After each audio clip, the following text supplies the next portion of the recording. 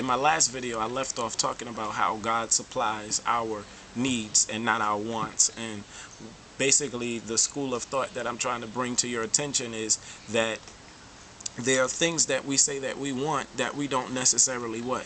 Need. So there are things that people will say, well, I want $1,000,000, or I want a big house, or I want a lavish wardrobe, or I want to be married, or I want a prosperous business, or I desire a business, and you're not yet a business owner. And God, in his sovereignty, and God in his all-knowingness and wisdom, amen, already knows that before you even ask of those things, whether if you really need them or not. Some of us have not graduated, so to speak, in our understanding, in our knowledge, and in our study to get access to those things. So we ask and miss. So we ask God to do things in our life and miss the mark. Why? Because we have not studied. We have not elevated our level of consciousness to that level to be able to receive what we've asked for. So now we're asking for God to literally do something out of protocol, so to speak, because it would not be in protocol for him to give you something and you have no wisdom, no knowledge to know what to do with it.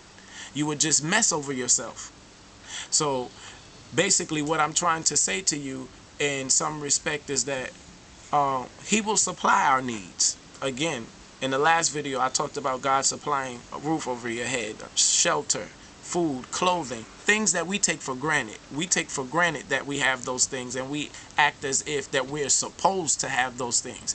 We are entitled to those things, but we act like we are supposed to have those things. And the thing that we need to understand is that God, amen, will bless you with more. Will bless you and give you an abundant life. And it's his desire that you prosper and be in good health, even as your soul prospers. But there's so much more to this life, abundant living, that we talk about. And even in our respect to our emotions, about how we go about life, how we go about treating people, how we go about responding to tragedy and mistakes and misfortunes and things that happen. And I'm tackling at this moment the spirit of despondency, which is linked to, or is another root word for, depression. When you become despondent, you become withdrawn. You become depressed in spirit. Everyone knows that you're depressed in spirit because you show it.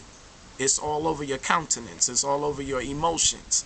And those are some of the things that I just want you to look at just a little different. If you haven't viewed the message, please go view the message.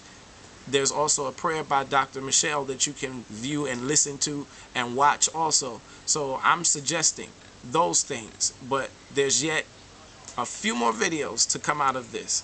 So I'll see you later.